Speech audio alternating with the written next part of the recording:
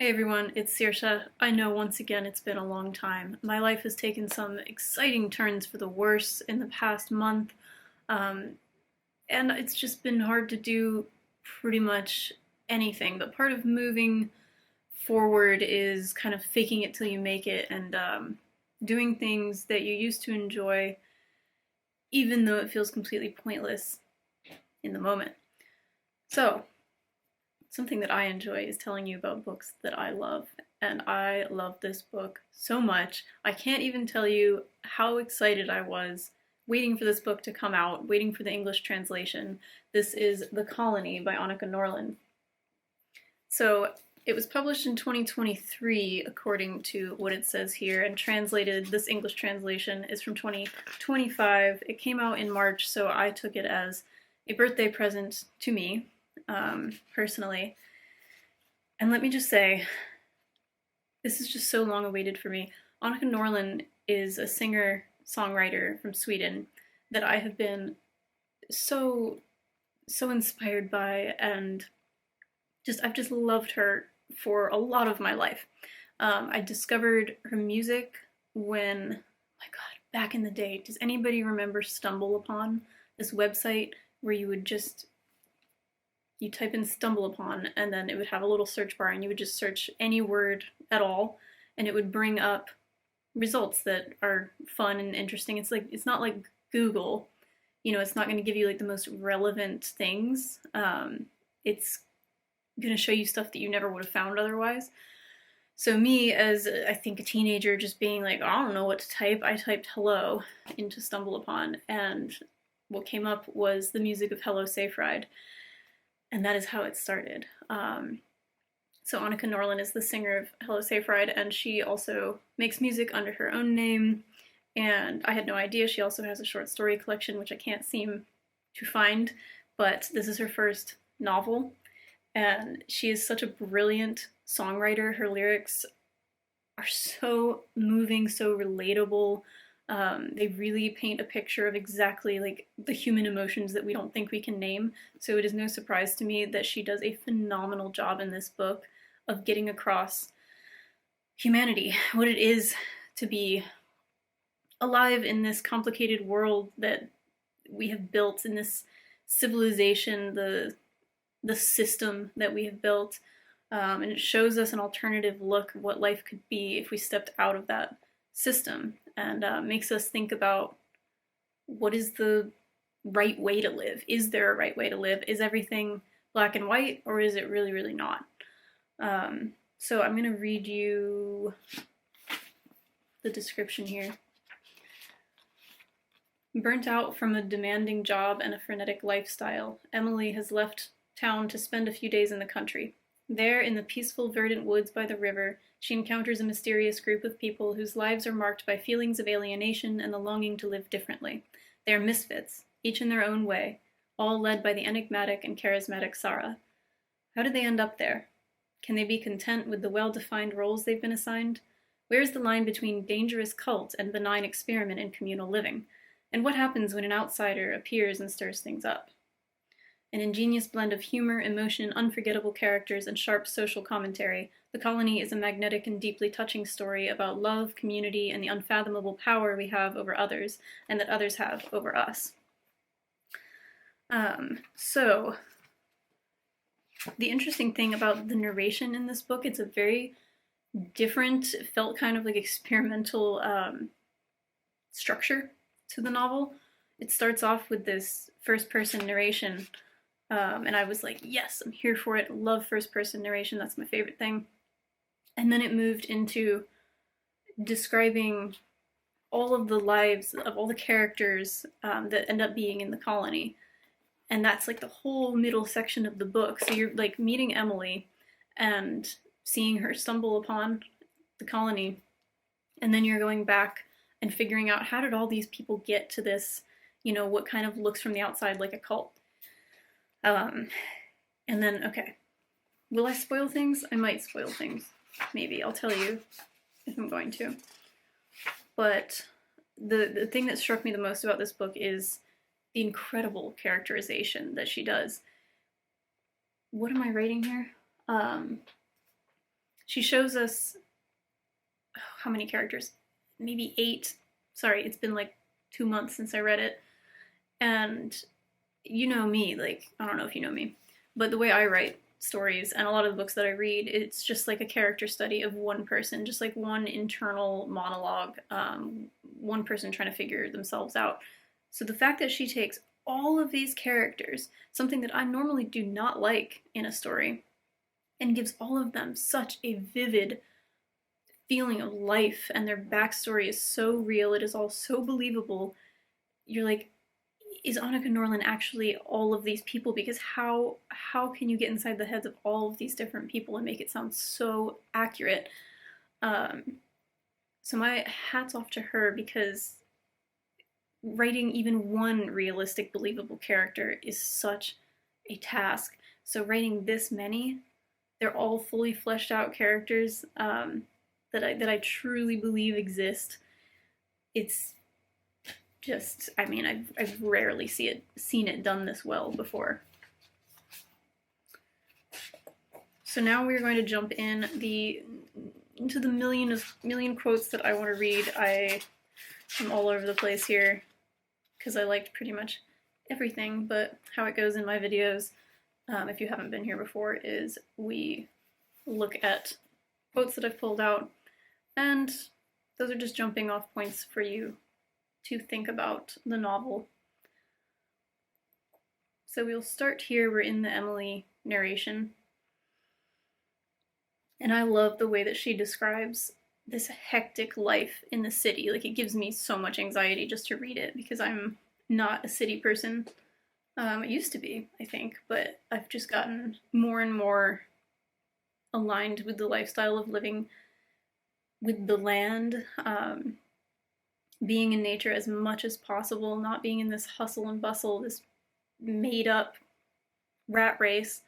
So I read this at a time in my life when it was like the most impactful to me, and I read it in like a few days. Like, it was really quick.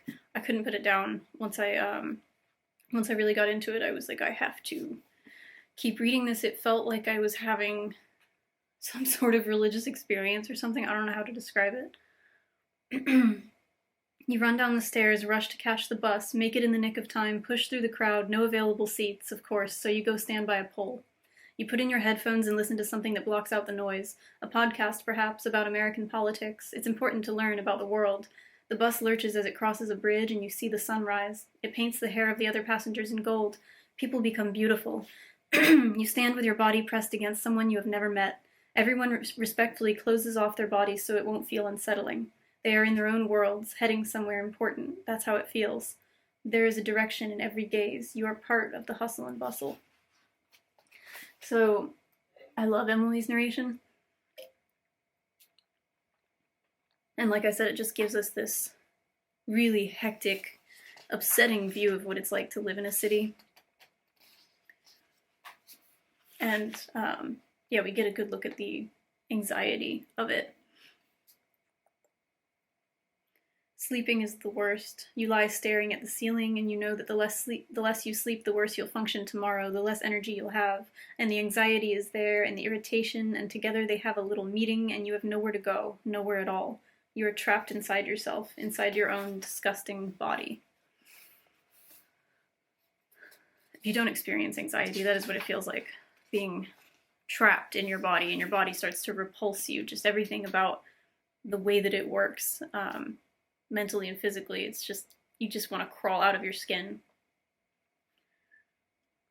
Especially if I have coffee, because I already have anxiety, so if I have coffee as well, take me to the hospital. So another thing that I love about this book is her writing style. It's, I will always be sad that I can't read certain books in their original language, and I am doing Swedish on Duolingo. I've been doing it for months. I have always loved Swedish. I think it might have started with Hello Saoirse-Ibarguen, and maybe that's what got me into Girl with the Dragon Tattoo, and then just consuming more, Swedish music and novels, and yeah, I'm not sure which one of those came first, but when I was around 17, I got very obsessed with Sweden, and, hoping to learn Swedish and all that, and then put that aside for many years, and now I'm like I really want to learn Swedish. So it would be such a dream to be able to read this in the original language. But I feel like this is a good translation, and I think it gets across her writing style really well, and I am crazy about it.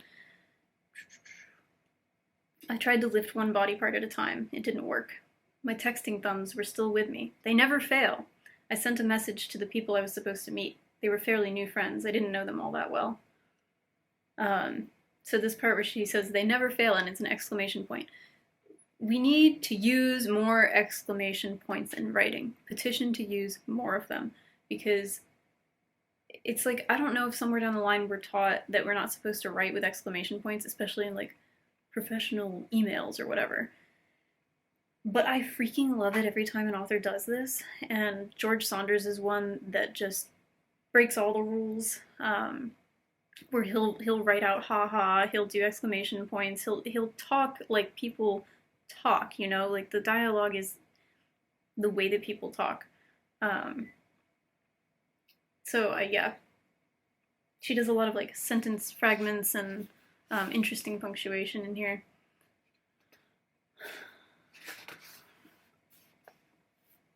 Okay, here we'll look at the this really like stressful paragraph that is pretty long because it gives you an idea of the overstimulation of the city. Oh, sorry, it's a couple paragraphs. Suddenly life turns into an obstacle course of sensory stimuli. You walk down the stairs and your feet clatter against the stone floor. Bang when the door slams shut. The lights are mercilessly bright, carving into your eyes. Out into the crowd where two giggly women laugh loudly right as they pass you and your ears. You hop onto a bus where everyone is jostling each other and talking. The man next to you spots a friend further away, yells, Yonte, I'll be damned. A girl starts playing a video clip on her phone. Pop music blares into the bus for a second before she hits mute. The bus reels, and every time you bump into someone, you inhale their body odor, feel the sharp corners of their bag, blink at the blue light from their phone screen, and the bus crosses a bridge and the sun rises and you feel like a stone troll about to shatter if struck by a ray of light. You cower. The sun's biggest fault is that it's too bright, and someone is on their way out snapping, you're in the way, and you see their angry look and you feel tears well up. It feels so unfair. I always do my best. Can't she see that, the angry snapping woman? I keep on giving and giving and giving. Why can't she see that? And you have no control over your nervous system or your tear ducts anymore, so all you do is cry, cry, cry. You stand in the middle of the bus and cry. At first you lower your head, hoping no one sees. It's so embarrassing, but then you realize that everyone is just staring at their phones, so you didn't need to worry about it. That is just one of my favorite things I've ever read. Looking at that, I have felt this so many times, especially I think of when I was taking public transportation all the time. It was when I lived in Edinburgh, and I was on the bus every day, and I'm an emotional person, and sometimes I gotta cry, and little things would set me off, and like moving to a foreign country, where you just, things are similar but just different enough that you just feel so ridiculous and like you're sticking out like a sore thumb and you can't find your way around. I would have so many breakdowns about the bus when I first moved to Scotland. And yeah, there were days when, you know, I just needed to cry, but I'm like very in public, but then you realize, yeah, nobody's really paying attention to you because we're all on our phones. And so you're both comforted because nobody's paying attention, but also it's deeply sad because you need comfort from other people. You need community, and you're not getting that, surprisingly, in the place where you're surrounded by tons and tons of people. You get it when you go join the colony, and there's only a few of you, but you're all there for each other. So she makes it really like tempting to go and join a group like this. But she does such a good job of showing us, you know, the pitfalls there too, like why neither one of these lifestyles is exactly the right one. That I think that it's just there's something different for everyone, and also at different points in someone's life they might need something different. You might be perfectly happy in the city for a few years, and then you might want to be in something like the colony for a few years. It's, I think, just individual. how forgiving it is to blend into a crowd. There is always someone weirder than you, always someone feeling worse, hundreds of people who are different from you, hundreds you agree with. Anything could happen, that's how it feels. Everywhere, a million little possibilities. All I had to do was go out there and make sure to be in the vicinity when they arose. So I have this thing that I call being aggressively present in the world, and I've mostly used that when talking about like finding love, which I've so far not been successful at, but I talked to my friend about this, like, we have to be out where things are happening or nothing will happen to us.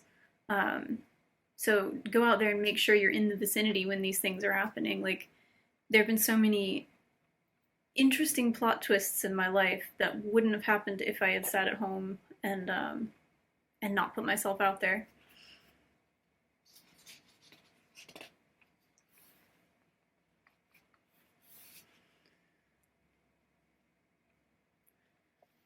So she starts going to the forest and like realizing how calm her nervous system feels. There she made fires, and I noticed that suddenly my body was calm. Only here was it calm. We sat in silence, sometimes for hours. It was very boring, but I immediately understood that this was the only place where I could get better again, in the odious outdoors. Only here did my nervous system stop racing. Aunt Helena thought I was an idiot. She said that distancing oneself from the outdoors is like refusing to be in your own body. Well, I would do that too if I could. And that's the perfect encapsulation of it, isn't it? People who are stuck in that city life but are really unhappy and they can't look at why they're unhappy. They're refusing to connect with their essence, which is an animal who lives outdoors. We haven't fully evolved away from being that. The Industrial Revolution was like yesterday. All of this stuff that we've built up, our brains aren't ready for it yet. So she says I would do that too. I would refuse to be in my own body as well as refuse to be in the outdoors. That says it all. She does not want to face what's wrong. And she'd rather run away from her natural instincts.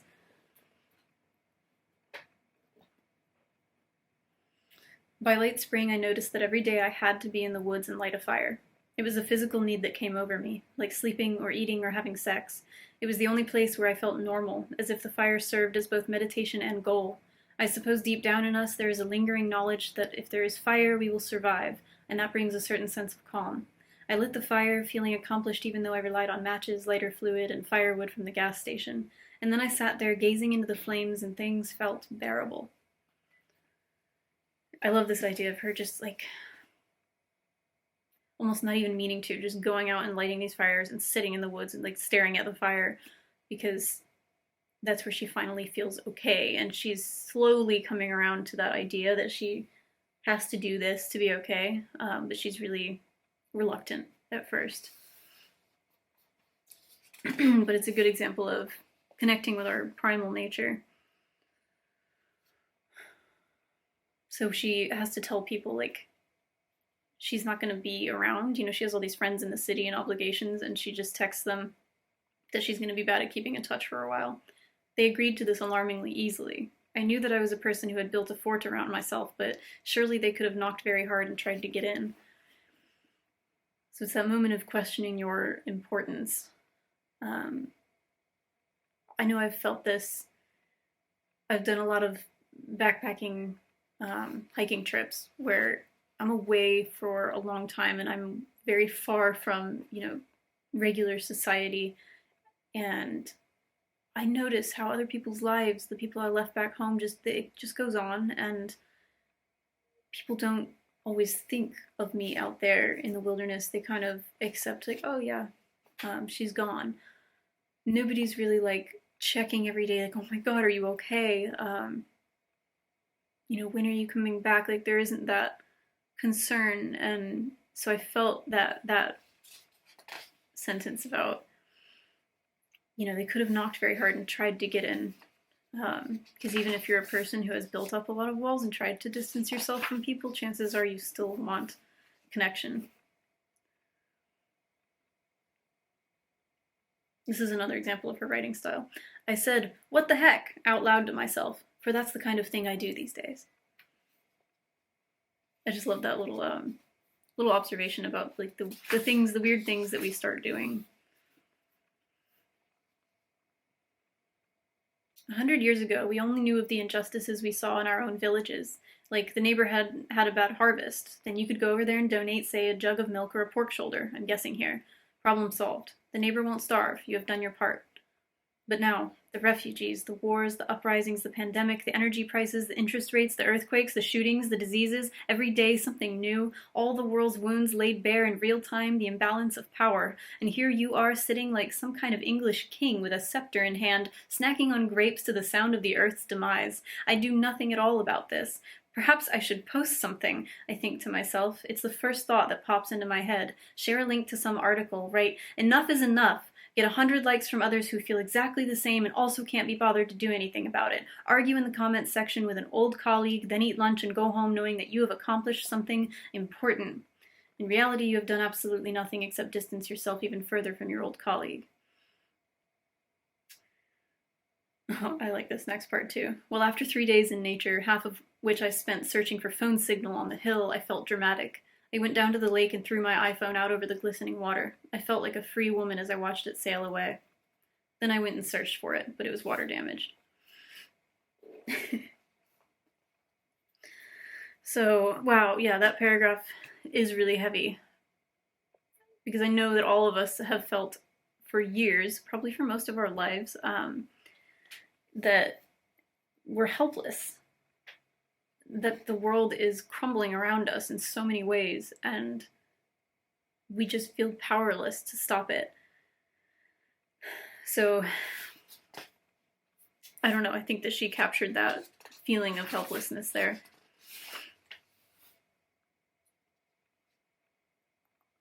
They preferred to sleep outside. It felt right. With the ground beneath their bodies, under the starry skies, with the warmth from the others, so much air to breathe it never ran out. Forget soft mattresses and table fans. They barely remembered them anymore. Everything exists within you. You already contain it all. You need nothing. You have a big spruce tree to sleep under and warm bodies to press up against. I love that idea of already having everything. I think we've been raised or conditioned to believe that there's so many things that we need, especially by advertising. We think that this product or that one will fix our lives, that if we just become this way, everything will be better. We really have everything that we need within us, and connecting with our human nature and with Mother Nature does so much for a person's soul, and it's easier said than done because so many people are forced to live in survival mode and can't take time to go and, walk barefoot on the earth. And that just breaks my heart. Like, I love this part here. So I guess I haven't seen many people, and it's because I have never been to town. Is there nothing else you want? Asked Joseph, then with his soft eyes. What do you want? What do you mean, what do I want? I want it to be sunny tomorrow, and I want more blueberries to grow.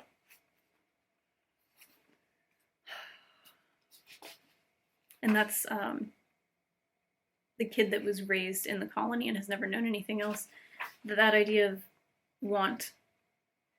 Because we are told there are all these things that will fix our lives, that we've just developed too much and too fast as a society, that we no longer feel satisfied with what we actually need and what we have. It's always about wanting more.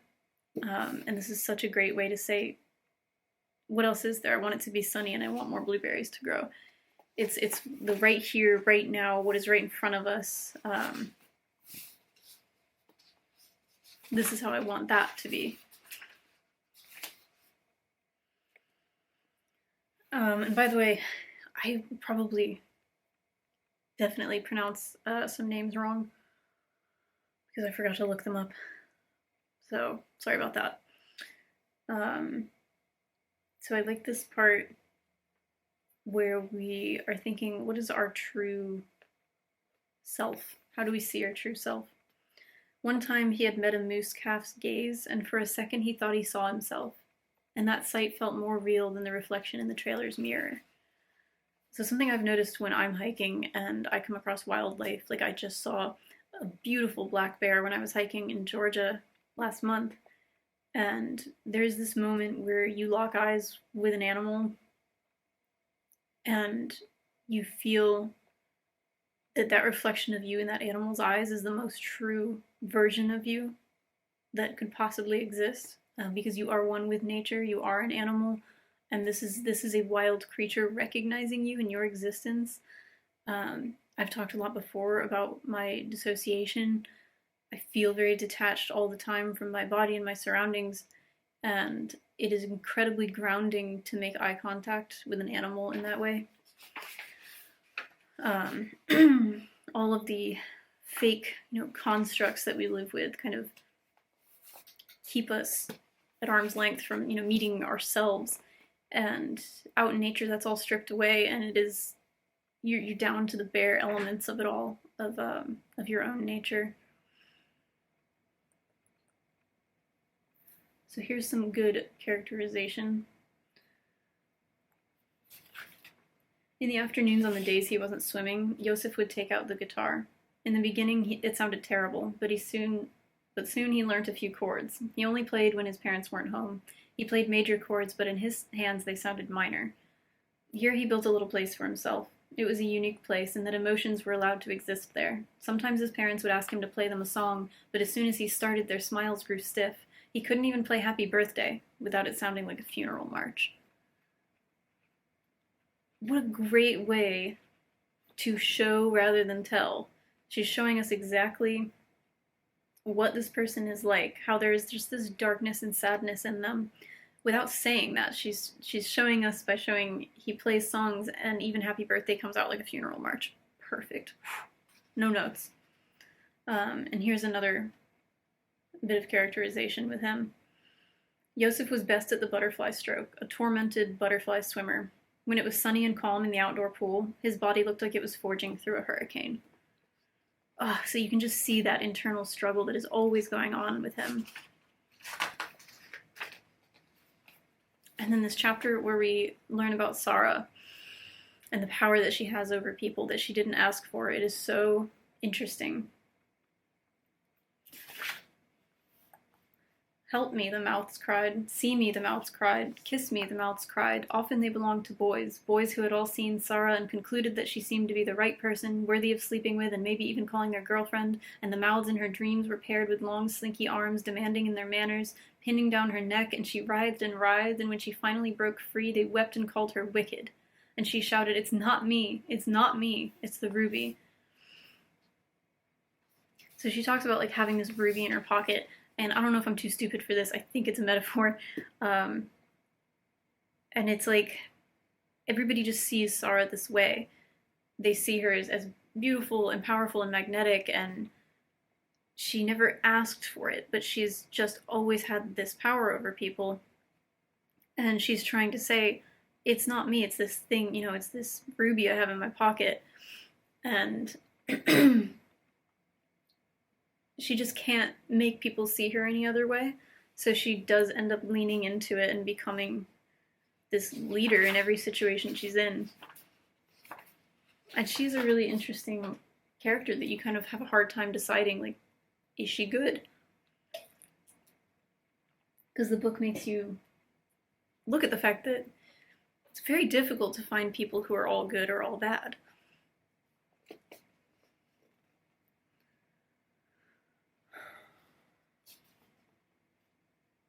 What in the... Oh, this part when Josef's parents have both died. It is so gut-wrenching. His mind hadn't grasped what had happened yet, but his body had. His body remembered what it was like to be little and sit on her lap, her warm, soft arms, how she had loved him so boundlessly, her gaze on him, that he was the only and most important thing that existed. When that goes away, the person who thinks you are the most important thing that exists what that does to a person.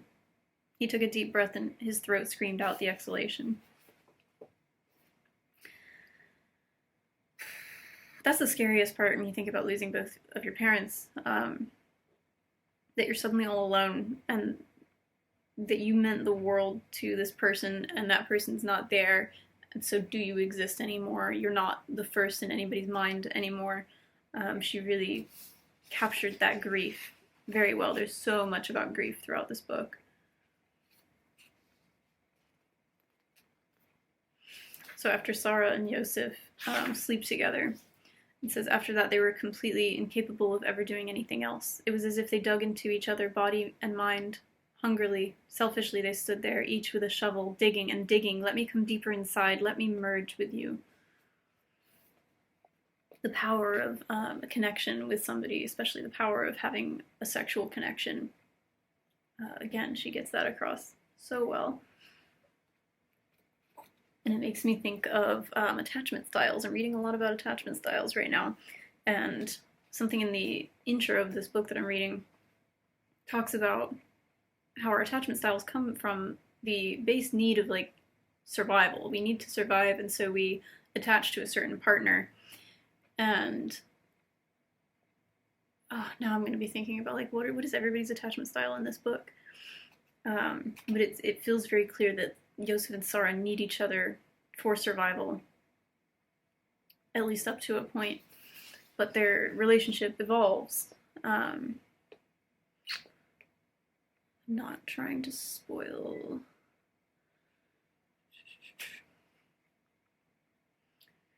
Sometimes it happens that a person is lucky enough to sleep with someone who loves her and whom she loves in return. When the person you love is both secure and wide open, and you are too. Like a football game where everything works, Yosef thought. All the balls you kick are received. You find the other player instinctively by being both observant and present, but also completely disconnected from your mind, utterly immersed in the flow. You are simultaneously yourself and fully capable of being someone else. You become spiritual, one with the earth. You are an instrument, played upon. You swim, streaks of light in the air. You undress in front of a person and stand there before them and dare to be, and the other does the same. Surely it's just hormones and neurotransmitters? Or is it really? I love that question. Is it really? Is it really just science? I have felt that before. When you have that connection with someone and you kind of lose your mind and you really think, okay, like, I know we are wired to feel this way because procreation. But it cannot be just that. It can't. Sometimes it is spiritual. It is connecting you to the earth, to the universe, to yourself through this other person. And it feels like so much more than just the biological instinct to procreate. But then you think, if you're somebody like me who overthinks, you're like, what is that just science, like, making me think about it? Oh,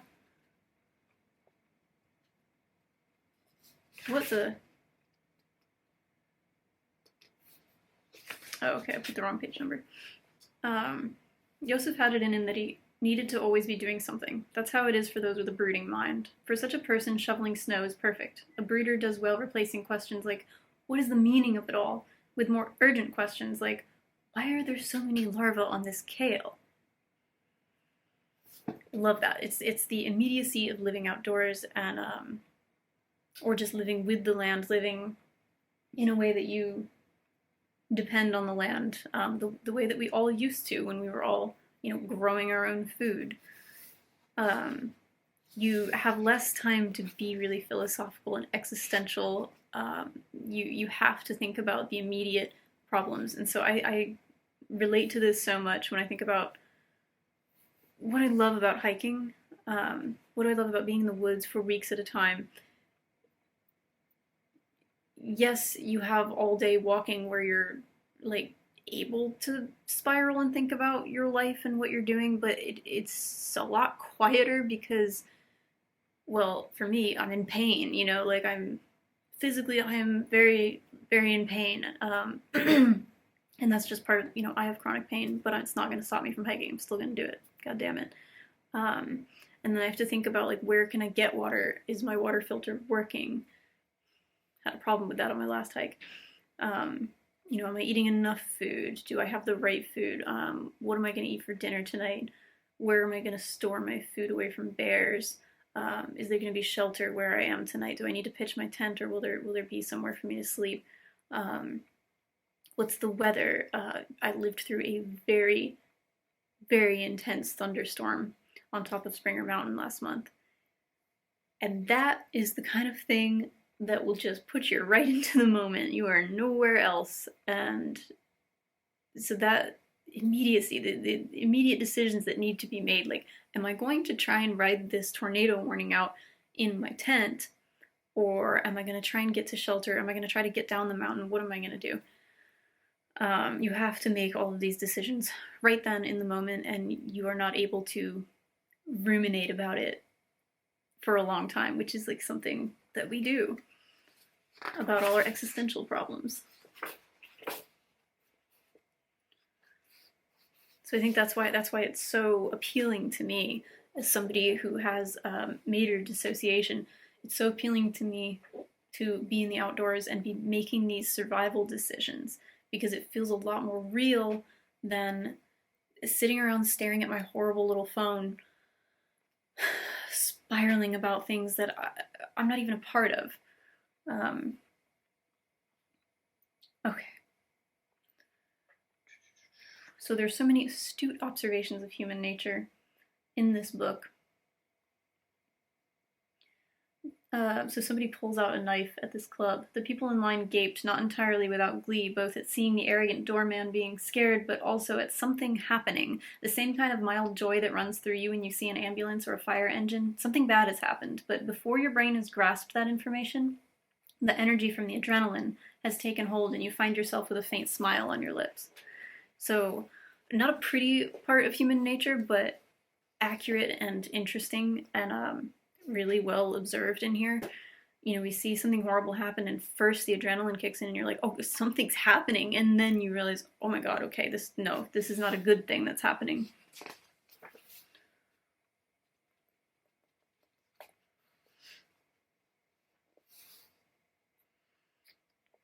She walked into the alleyways, the back streets, not knowing what she was looking for, but perhaps trying to convince herself that she was in the city exploring, observing the life that was happening here from an outsider's perspective. Anya had always felt like she was an artist who couldn't make art. She couldn't paint, sing, or write.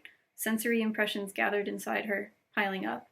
When she saw a painting or heard a song, she could burst into tears as though she so easily grasped what the painter or songwriter wanted to say, and she could identify nuances. But she couldn't spell or anything, so maybe she wasn't artistic. At least, that's what they had said in school. Oh, it's this sad feeling of an artist who is stifled. When you have all these things inside you, you have this deep understanding of life and humanity, and you want to express it in a certain way, but you either just don't have like artistic tendencies, or you are literally stifled in school by teachers telling you that you're not good at things, and so you shouldn't continue with them. There was a deeper calm between them. Yosef's talking circle felt unnecessary. If there was something going on, they knew the others would say it. The others would wish them well, for they had shared something, for they had cried next to each other, all at the same time. This feeling of intimacy, the intimacy of showing emotions in a group with a bunch of other people. We so rarely do that. Letting anybody really see you at that moment of like letting out your feelings through your eyeballs. I mean, how many people have seen you cry, like really, as an adult? Think about that. Because I have friends, but I don't cry in front of all of them. I'll be honest. But like, it's the most cathartic thing ever when you actually can feel safe enough to do that.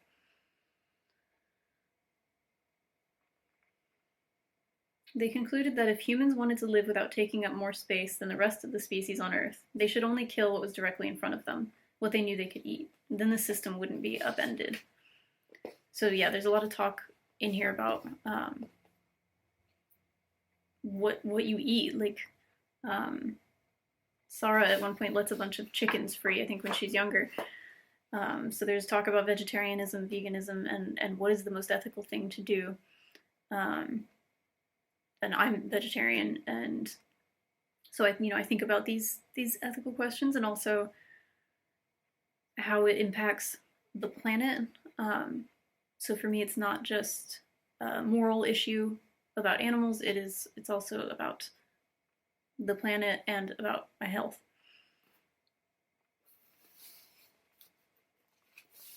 So many things that like you would think would be brought up in trying to figure out how do we live in this sort of colony. She does bring up. So it's like it's not a short book. It's over 400 pages, and I feel like it needs to be with all the stuff that she's getting in here.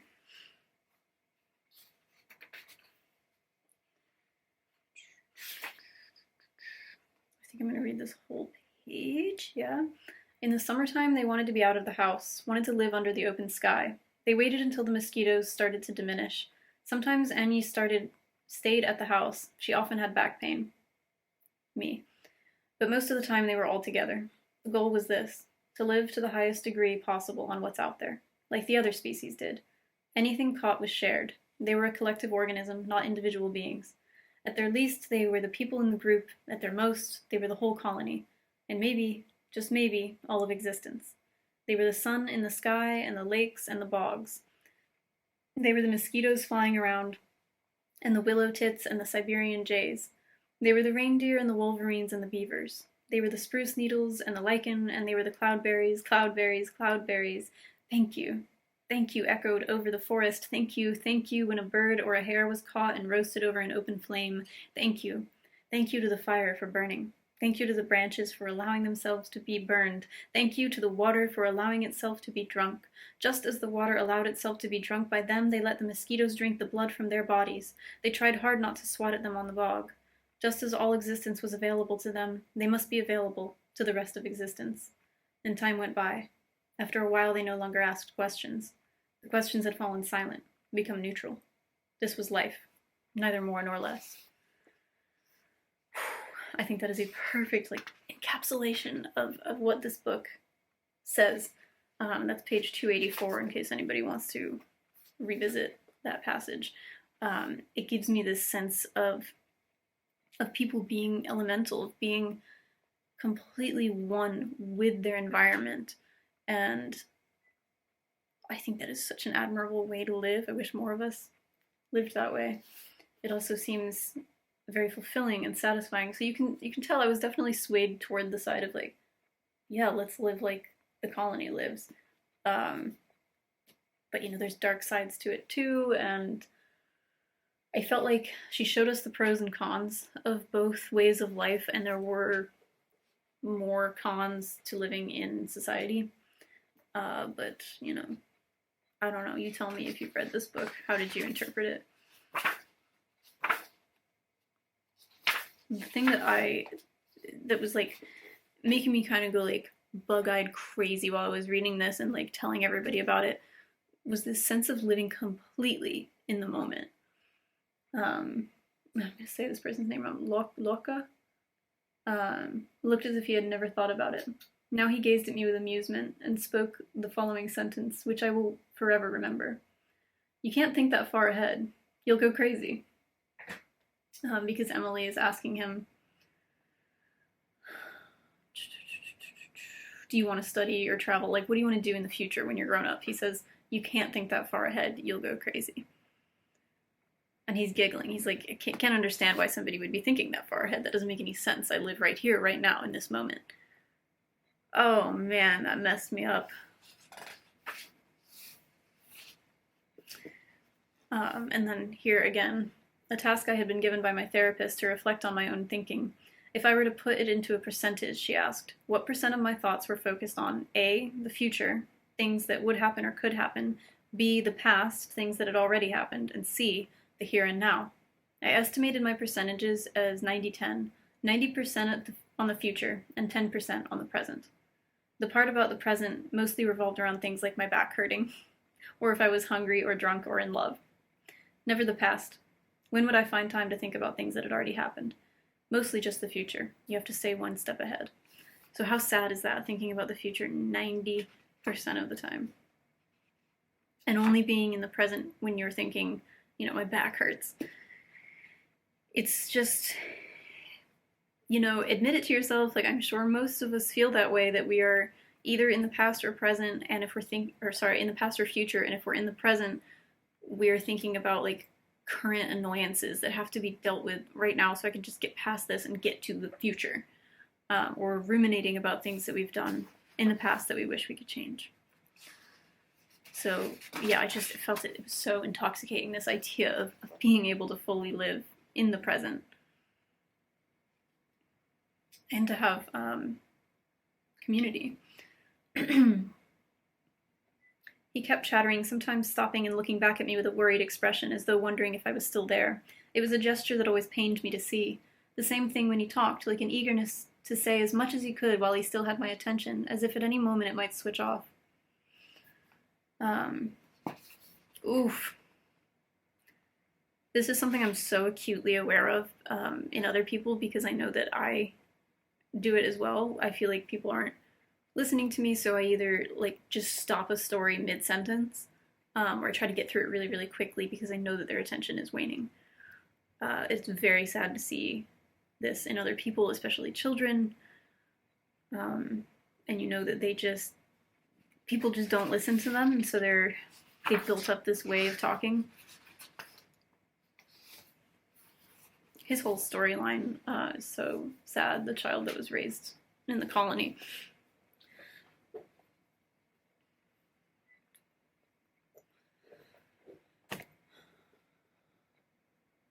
My mother used to work in the forest when I was little. Back then it felt like scooping from an overflowing bowl. Now it's like the spoon is scraping the bottom. He said this quietly, more directed at himself than anyone else. I didn't really have anything to say about the forest, but even I could see that big spruce was a truly remarkable tree, perhaps the biggest I had seen up here. It looked almost kind. I must confess that I experienced the tree like the equivalent of a person with warm eyes. I love this image of nature as this living, breathing entity. If we can connect with a person, why can we not connect with a tree? It is also alive.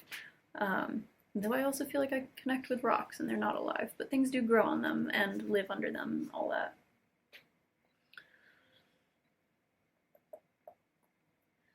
We are getting there. Okay, freedom of failure.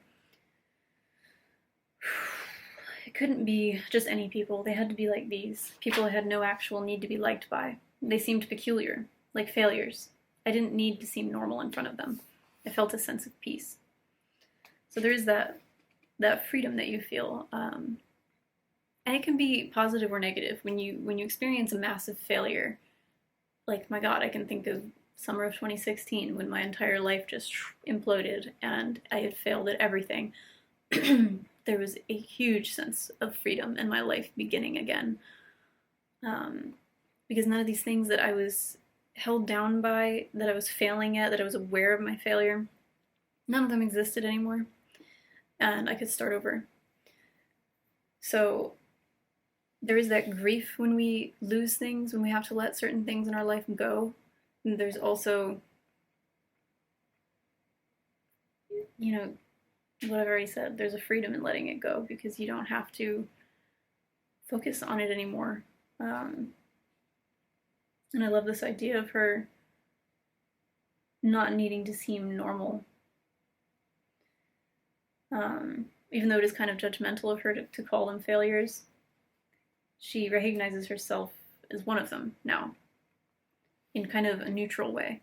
Failure as neutral, not as something negative. So this part I just related to. Here out in the mountains, fatter than ever, with dirty clothes and hormonal acne blossoming around my entire mouth area, I would reach peak popularity. I just felt this about, like, when I'm hiking, and my therapist has tried to get me to think about why this is, why I seem more popular when I'm hiking, why people tend to talk to me more, why I make these really strong connections with people when I'm out there. And she says it's because I'm most myself when I'm out there. I am this like weird, stunted, meek version of myself when I'm in this role, um, living as part of the system, the man, society. I don't feel like me, I guess. And when I'm out there, I'm a lot more open and friendly, and happy, and that draws people in, I guess. So I love that she pointed that out, because it shows that she's finally being herself, even though she says, you know, she's got acne and she's fatter than ever, and she's got dirty clothes on. She's suddenly like, oh, this is the most popular I've ever been, because I'm not faking it. And then she talks about her 3 personalities. Everyone has 3 personalities minimum. One in real life, one on the internet, and one when you are drunk. If I were to rank mine, my internet personality is the best. Objective, concrete, quite funny, scathing but not too much. It's probably a matter of having time to read what I have written before posting. My real life personality comes in at a respectable second.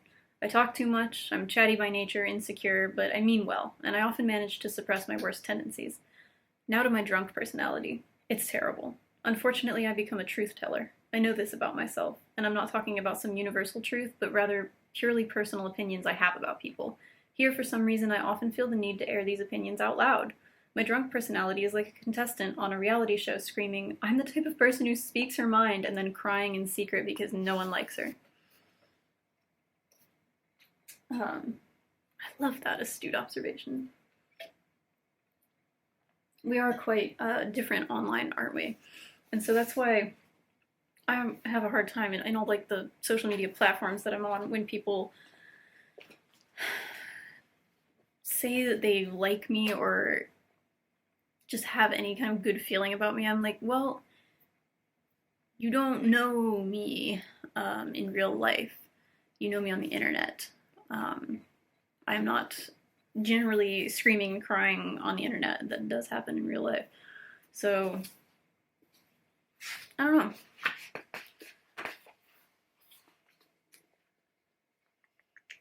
I continued to think as I sat in the car mustering up the courage to get out.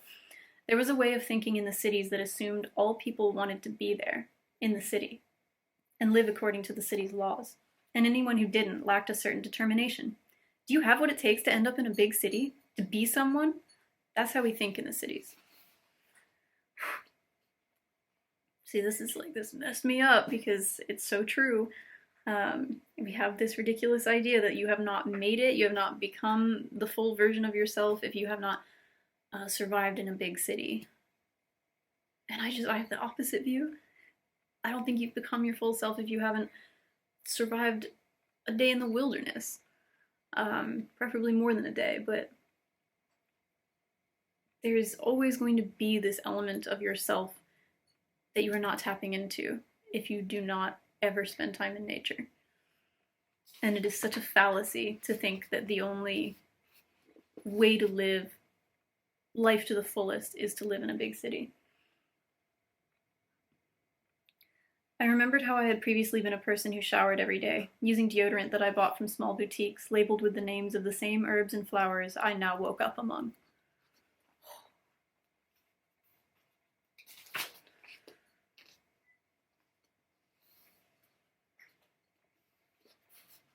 It's just a shame that as soon as my thoughts even touched on my place of work or writing an article and receiving comments on it, my nervous system started firing on all cylinders again.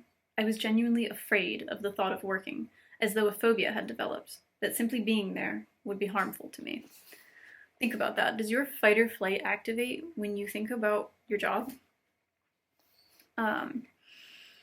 Or when you open your phone and open a certain social media app? I know that every single time I open Instagram, my heart rate spikes, and yet I keep doing it to myself. I know, I'm aware, it's somewhere in my lizard brain, like this is bad, I have bad feeling about this, but I keep opening it. And if you're like me and you can't help starting your day by like looking at your phone, it's just so deeply unhealthy. Our modern society, what we've done to ourselves is unhealthy.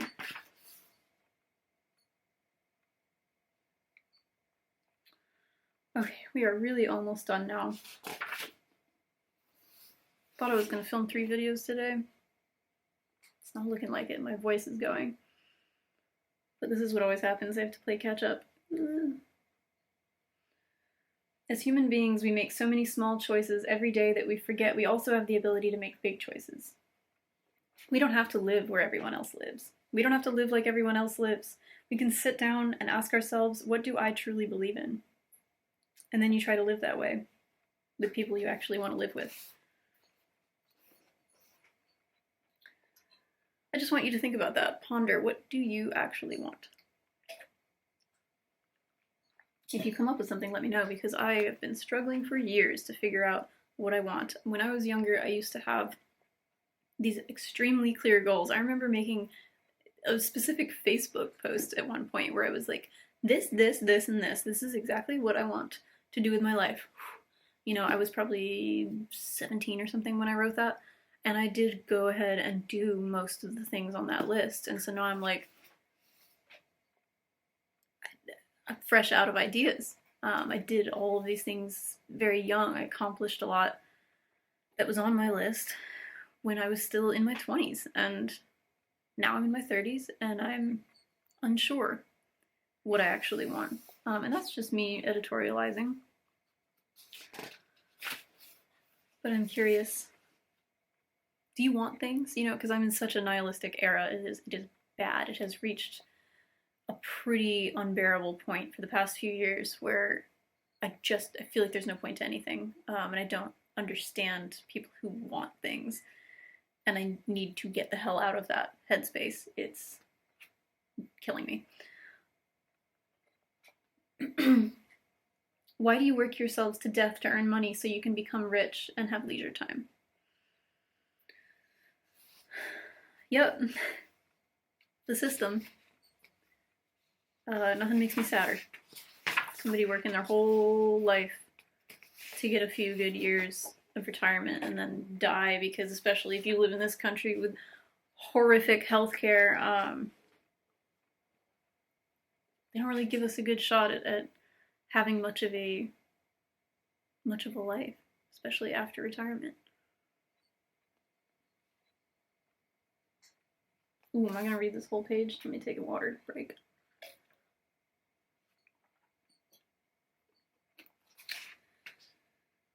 My loneliness, once self-imposed, suddenly felt agonizing. My body itched all over, and it wasn't like I longed to go back home to the city or my old friends. I just wanted to get in, to the group.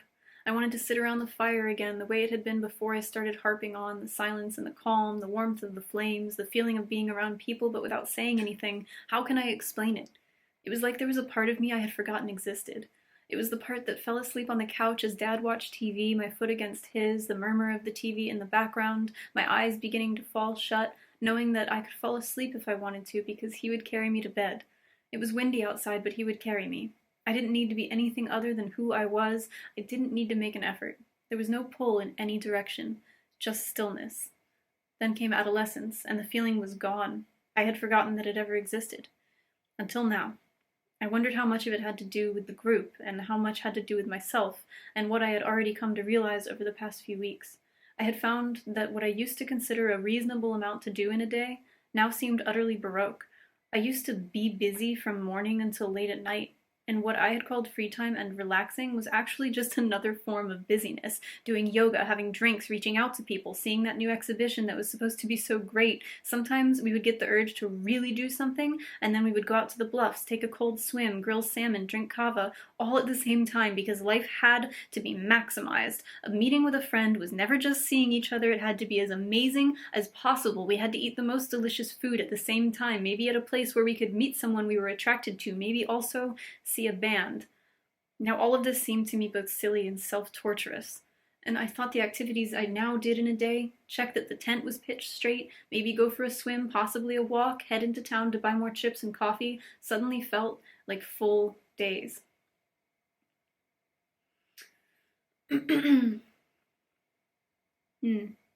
All of this I had already felt, and what Sarah said resonated within me as pure truth, and it struck me that the people I had initially seen as lunatics were holding up a mirror. I was the lunatic. Okay, that's page 350. Another perfect encapsulation of like what this book did. to my brain what it is trying to say. We tell ourselves that we are so damn busy, and it is just so made up. That's why I love hiking and feeling like, my God, I just walked 15 miles, I pitched my tent, I've made dinner, I have been busy today in such a productive, good, real, raw, truthful way.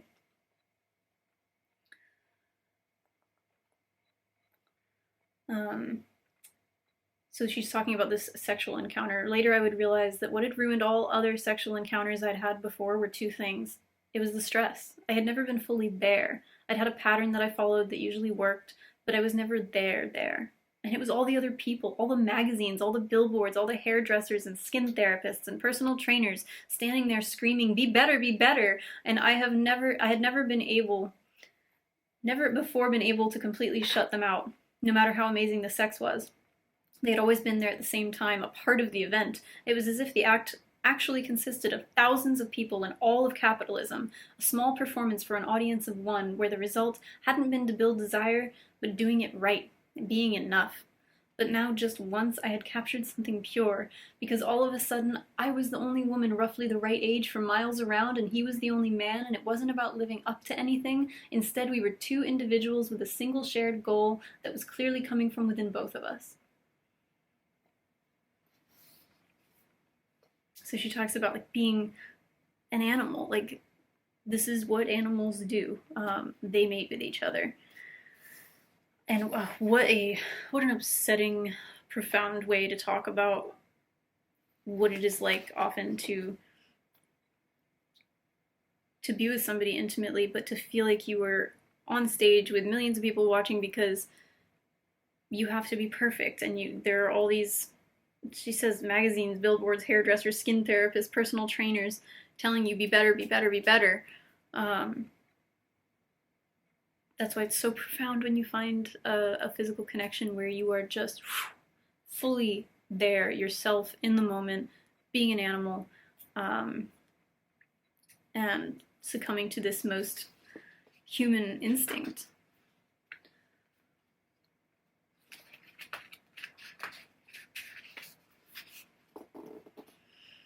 Here's another bit where it's like the stress of living in this society. This metaphor. I have a recurring nightmare. In the nightmare, I don't have a driver's license. Suddenly something happens, an accident. Someone needs to go to the hospital. You have to drive, someone says. But I can't, I say. I don't know how. Drive anyway, they say. And so I drive the car because I dare not say no. I don't know how the steering wheel works. I don't understand the clutch, so the car jumps and stalls intermittently. It's slick outside and I slide between lanes, always so close to crashing. I don't even know if I'm in the right lane, or where to turn, or what any of the signs mean. And the line behind me honks furiously, honk, honk, and the ones in front of me honk too, and I scream out loud, but I don't know how. And one time, the dream continued with all the drivers in all the other cars looking in my direction before speaking with one voice, we don't know either. That's what it's like. We are all just doing this. We're all just like, doing it without an instruction manual. And when you find that out, that even, when you grow up and you think that adults have it figured out and you realize they don't, it's very scary.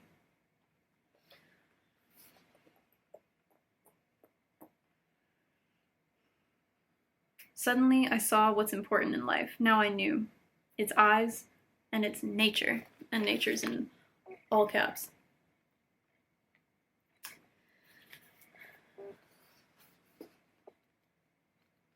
And that's kind of like the central theme that I get from this book, is that is what really matters, is nature. And I'm sure you can interpret it in so many different ways. We're going to end on this quote about grief. Grief finds its way through the body. It has no clear agenda. It only notices that something is different. It settles in as a backache or a chafing angst or a need for movement. And Joseph hadn't found it yet, where his grief wanted to go. And so he sat there now, apathetic. Soon his body would start twitching again, as it had done 19 years ago when his mother passed, and now there was no one left who knew how he needed to be held.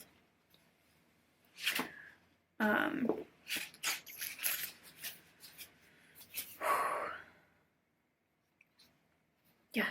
All of the writing about grief in this book is so heart-wrenching, and you can read the dedication, and I am thinking that that is her mother. So it makes sense that she has this understanding of grief. Though I could be wrong. So this was just so stunning in every way. It really lived up to my expectations because, like I said, I had been looking forward to this book forever. When I found out, it was probably like a year and a half before the English translation came out, I found out that it was going to happen, and I was just losing it. Looking at all like the different covers of the different language editions was getting me so hyped, and then seeing Annika posting about it, and I just feel very honored and privileged to read this book written by this songwriter who I admire so much. And it also shows you that you don't have to do just one thing. If you are an artist in any way, like, you can write songs, you can perform, you can write books. We contain multitudes, we're not limited by anything, and if we connect with ourselves and our human nature and nature itself, good things will happen. So I really hope that you read this book. I didn't spoil anything, so please pick it up. Let me know what you think. And until I see you next time, happy reading.